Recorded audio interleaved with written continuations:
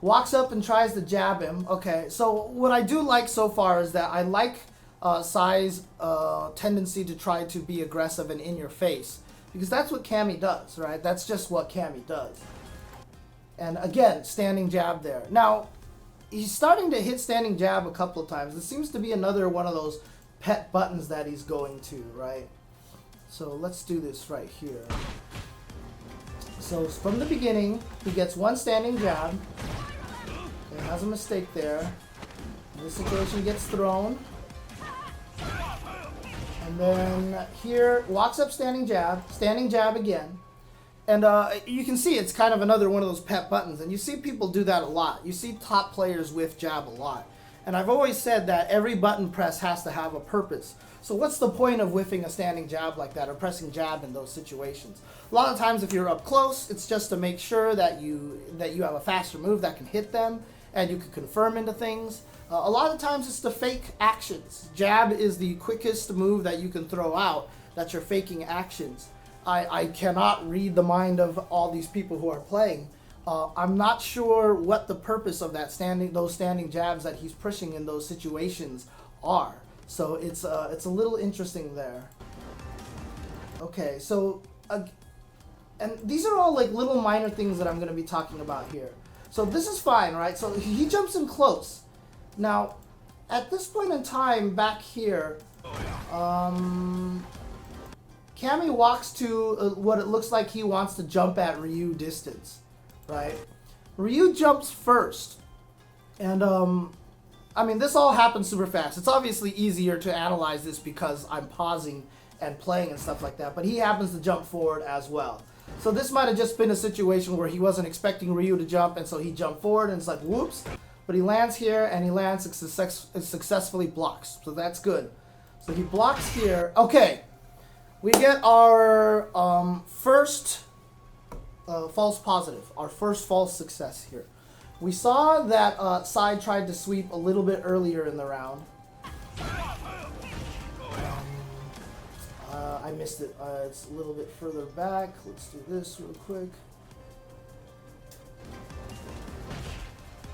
Okay, an error there. Where was it? I can't remember where he tried to sweep. Oh, right there. So that was the first sweep right there. But then as we keep watching this match right here, this is something very key to understand. He landed the sweep, and it was a crush counter. Great stuff. Time for a setup. This is perfect, right? In my opinion, this was a mistake. This was not something that he should have done. At this point in time, you have to understand the properties of your moves. And as I've mentioned, sweeps are always punishable. And Cammy's sweep not only is punishable like everybody else's, but Cammy's sweep also has no range. So, yeah, let's see. Ah! Ryu is coming after me. So here we go. So my crouch, like, I can be at this range. Sweep is not hitting. Crouching medium kick does. Sweep is missing.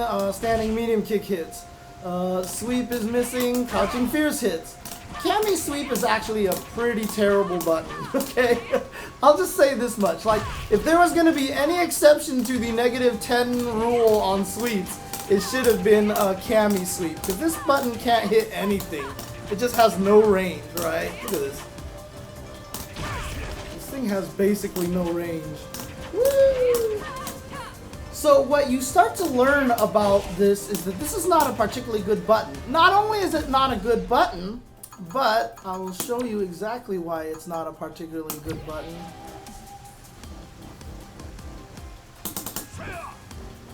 Alright, so we have guard recovery actions turned on. So I'm going to set the opponent to crouch and all guard, and I'm going to walk up and sweep. I'm holding down back. I said all sweeps are punishable. This is a terrible, terrible move to fish with, okay? Because if it gets blocked, I'm going to get swept back most of the time. I'm going to get punished for this, right? So this is not a button that you want, because in general, when you're playing fighting games, the buttons that you want to hit most are the buttons that can't be countered. Like that. Like that. Like that. So these are buttons that can't be countered. But the sweeps in particular are one of the most counterable moves in the game. The problem is if you're playing online a lot and you hit people with this all the time, what's to tell you that this is a bad button to press? Like, at what point in time do you start to understand that that is not a good button to press? And that's one of the hardest things about fighting games, because there's really no good feedback on this. And this is one of the things that you'll have to learn yourself. So let's say you do abuse a sweep a lot, right? And let's say it keeps working. Well, that's cool. That's fine. But then eventually you're going to get to a point where it stops working. And people block it. And then they punish you. And then you lose a whole entire game on that. And then, like, let's, for example, you do a sweep with Ryu. And it gets blocked.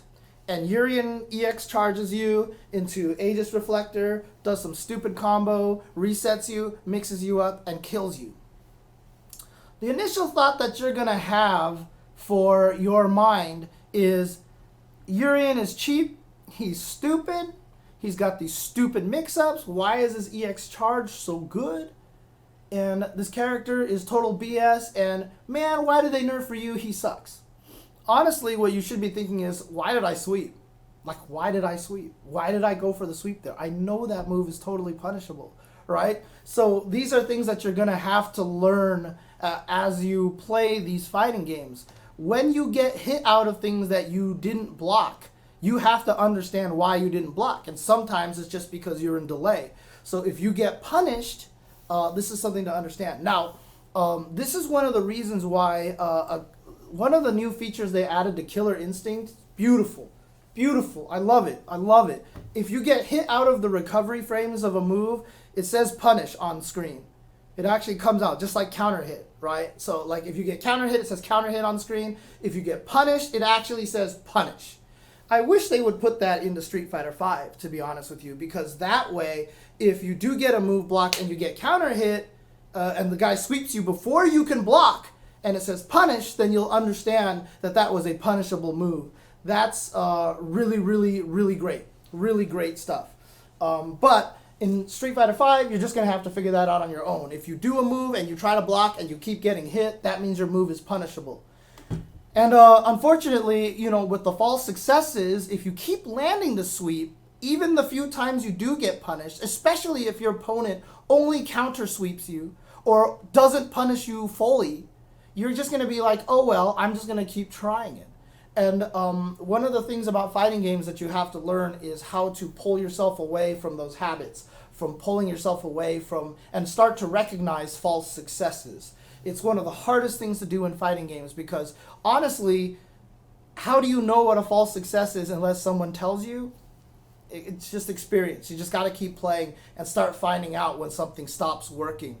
And that's one of the tough things about learning fighting games from early on, is without someone there to tell you, you tend to build up bad habits.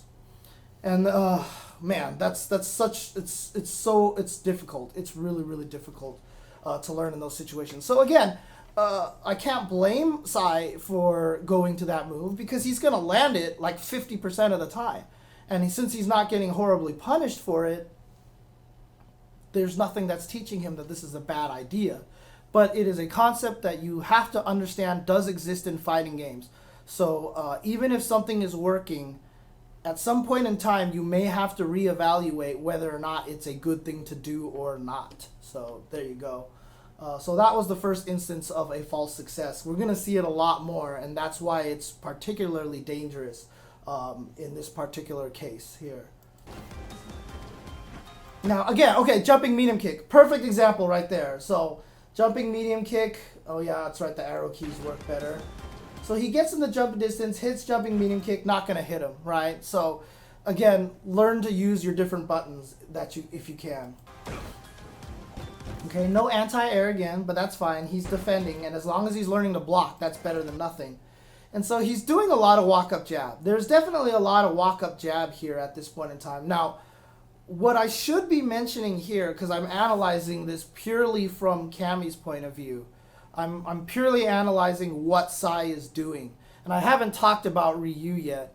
At this point in time, the most important thing to mention here is that what Sai is doing here is he's playing a one-player game. And this is what everybody does at the beginning of Street Fighter. I'll explain this concept in a little bit more, maybe on the second playthrough and such. But let's keep going. And just keep that in mind. Just keep that in mind, playing a one-player game as opposed to playing a two-player game. So let's keep going. So someone says that maybe he whiffed a dive kick input. So let's take a look. Let's take a look. I have inputs on. No, you're absolutely right. It did look like he missed the dive kick input. It looks like he went to down back. He missed down back. He missed down back in here, so that didn't come out. So perhaps that was a dive kick. Perhaps there was a dive kick. Okay, so that could be an explanation of why that jumping medium kick came out. Okay, so he's going to get blocked. He's going to block the jump attack there. Ryu jumps again. And then, so you'll notice that one of the patterns that I've already noticed from Sai is that he keeps walking back to jumping distance and jumping forward. And unfortunately, Ryu isn't cooperating. Ryu is jumping at him or walking forward or something like that. So it hasn't been working out. Gets the jump jab, and then gets a counter hit medium punch into uppercut. That's cool, right? Now, if you're a player, you're a beginner player, you're like, yes, I got him with stand light punch, strong into uppercut. Okay, this is good. I hit him, I've done damage, time to keep attacking. This is another instance of a false positive. This is a false success right here. So, if you notice, the stand light punch into the stand medium punch didn't even combo, right? Not 2 hits. No 2 hits right there. So, even though this worked into uppercut, it wasn't a true confirm. So now it says 2 hits because strong uppercut worked here. But the thing is, at this point in time, this is where you have to start learning hit confirms. And you have to know what your hit confirms are. And that's a much higher level tactic than probably what these players are ready for. But it's good to know. And we'll see him do it later on. He does a nice hit confirm combo later on in this match. And so I know he understands the concept of it, but it's something that you have to be ready to understand, because had Ryu blocked in between the jab and the... Had Ryu blocked between the stand light punch and the stand medium punch into uppercut would have been blocked and he would have lost a ton of life, right? He would have lost a ton of life. And most players would block in between those buttons. Most players would end up blocking in between those buttons. So, you have to recognize that here, right? So, even though the strong uppercut hits, in your mind, you're going to be like, I'm sorry, even though the medium punch into uppercut hits, in your mind, you're going to be like, oh, cool, yes, all right. But again, as you play, that's not safe because the uppercut is very punishable and you didn't confirm into the combo. This is the value of a hit confirm. So at this level, you may not know why a hit confirm is so important, but that's exactly why. Is because you want to make sure when you go into an unsafe move that it's going to hit.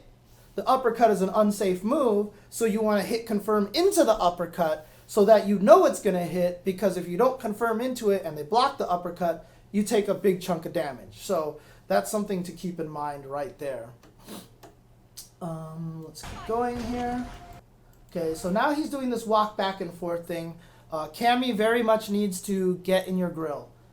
She wants to get in your face. So after this uppercut here, you want to walk up. Just go right up to Ryu and start fighting him, especially in this game because there is no invincible wake-up uppercuts without meter. And sometimes you want to bait them into doing a wake-up EX uppercut because even if they hit you, they spend meter, and so they lose access to other things. And sometimes you're okay with getting hit by wake-up EX uppercuts because that takes away some of their resource in trade for your life.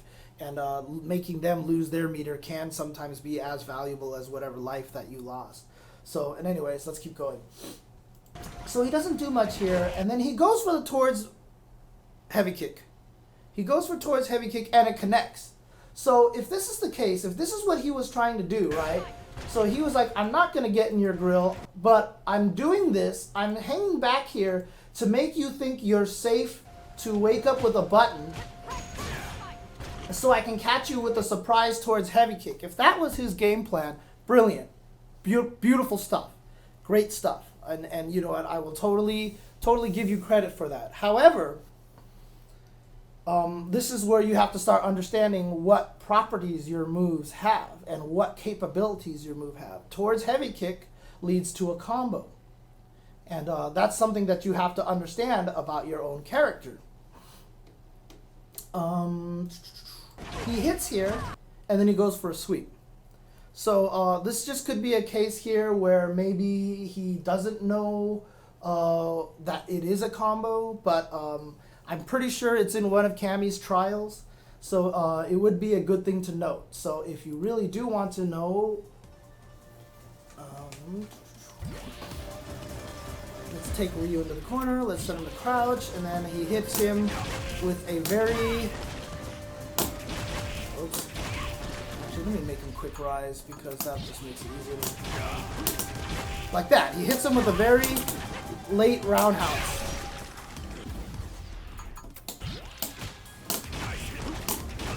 Oops. Like that. Now,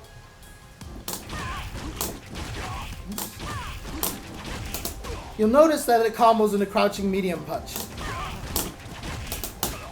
Whoops, if you're good. Jesus. Alright, sorry. There you go. So, like that.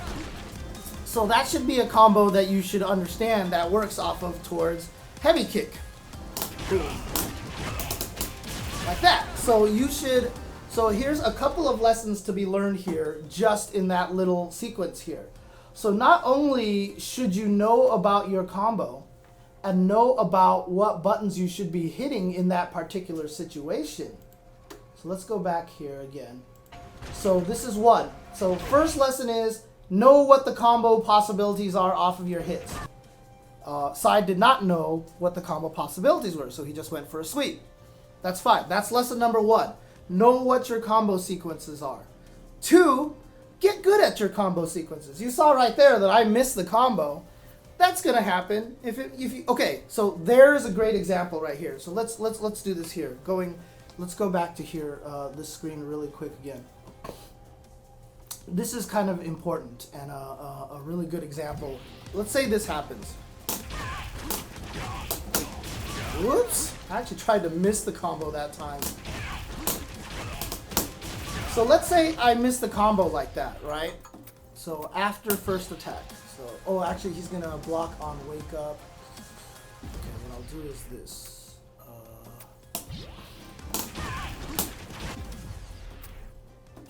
Is that gonna work? Oops, maybe that won't work. Okay, in any case, what will happen here is if I do this, if I do this, and he ends up blocking. Let me do this here.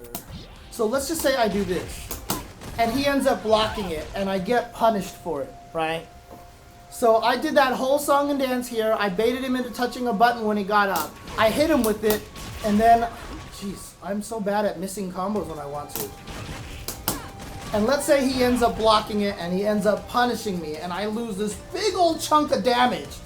I lose this gigantic chunk of damage for doing that, right?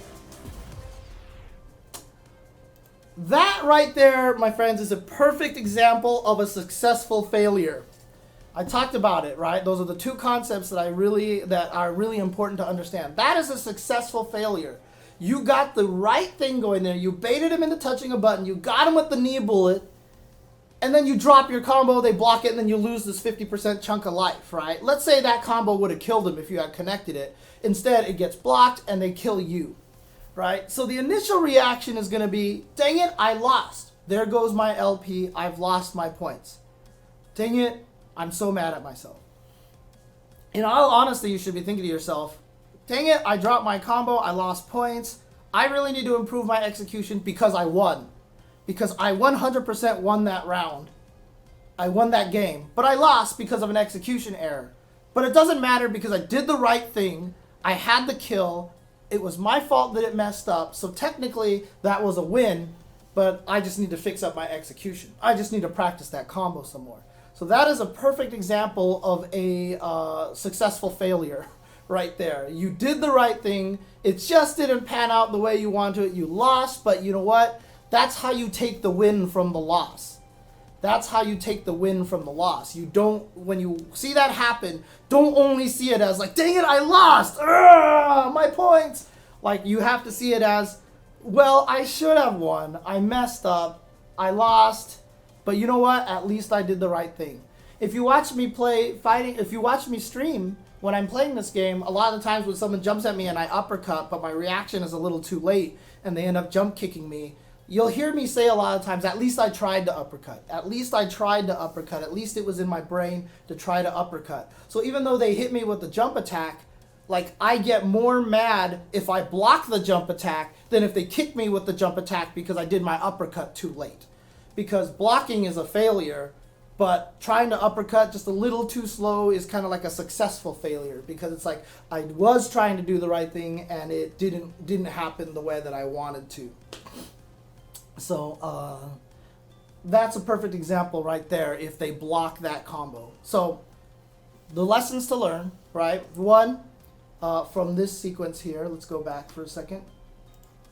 So the lessons to learn, to go back to this. And I do apologize, guys. I do tend to kind of go down different paths all the time, and I have to bring it all the way back. I apologize. Again, please feel free to give me feedback on everything that I'm talking about and let me know if it's confusing, if it's helpful or not. So that way I can get better at this as time goes on.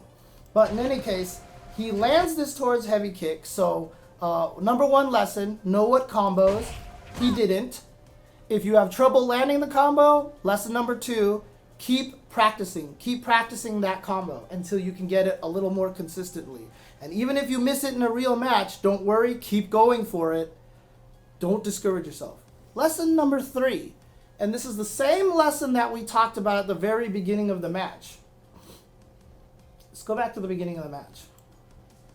I talked about here where at the very beginning of the match here, jump medium kick, walks under, jabs. No real combo. No real combo, right? So that was that situation there. So let's go back to where we were. Let's see, oops, that was a little further. Yeah, here we are. So he gets this towards roundhouse, boom, like this. You have to know already. So while he's doing this little dance here to get Ryu to touch a button. So while he's doing this dance here and he knows that he's going to do towards roundhouse, you should already know that if that towards roundhouse connects, you have this combo ready to go, right? Let's say you weren't expecting the towards roundhouse. Sorry, again, 20-year habit. Let's say you're not ready for the towards heavy kick to connect, and then it connects. Maybe that's what happened here to Sai. Maybe he wasn't expecting Ryu to get hit by this, so he didn't have the proper follow-up in mind. While you're dancing around, you should already know what you're planning to do already. So once you've already committed to trying to do the meaty knee bullet, once you have it in mind that you're going to do meaty towards heavy kick, you should already know crouching strong drill is in your future if he gets hit by it. Like that should already be in your brain. Now this goes back into hit confirming if it's blocked, you don't want to drill, etc., etc. But you should already know ahead of time what it is that you want to do. Let me see what Thugbear is saying here.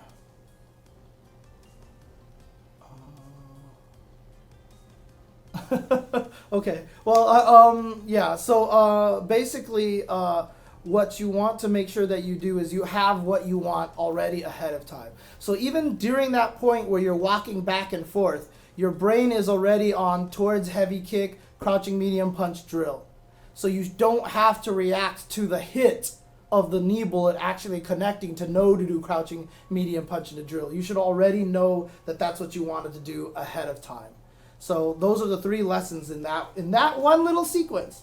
In this little tiny sequence here, that whole sequence right there, those are the three lessons that I took out of that right there already.